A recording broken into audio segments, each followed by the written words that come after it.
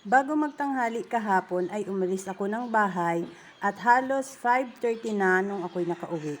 Kaya ayan, sinalubong na ako ng mga sisiw at malamang gutom at uhaw na yan dahil ubos na ang kanilang mga patuka, pati yung lagayan ng kanilang inumin ay ubos na rin. Kaya ayan, kagulo ang mga sisiw dahil uhaw at gutom na ang mga yan. Yung 6 na sisiw na huling inalpasan ko lang talaga ang natuka dito sa may hagdan, pero nasanay na rin yung ibang dito tumuka. Kaya ayan, kagulo na sila, pati minsan yung inahin dyan na rin natuka. Binabasa ko ang kanilang patuka dahil ang mga sisiw ay kinakaykay at natatapon lang, sayang.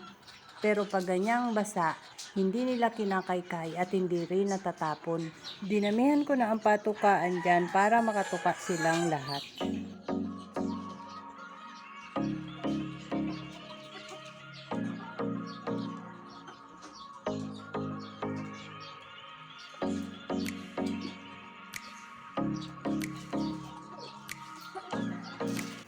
Pati yung mga sisiw sa scratch pen ay kagulo na at mga gutom at uhaw na rin.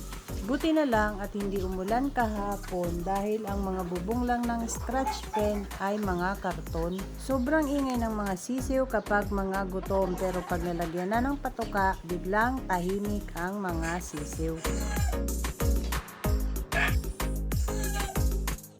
Pagkatapos kong patukain ang mga alpas at ang mga sisiw, pinatuka ko na rin ang mga nasa fly pen.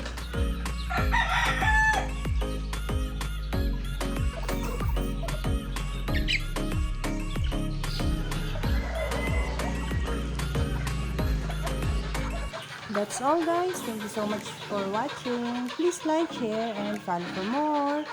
Bye!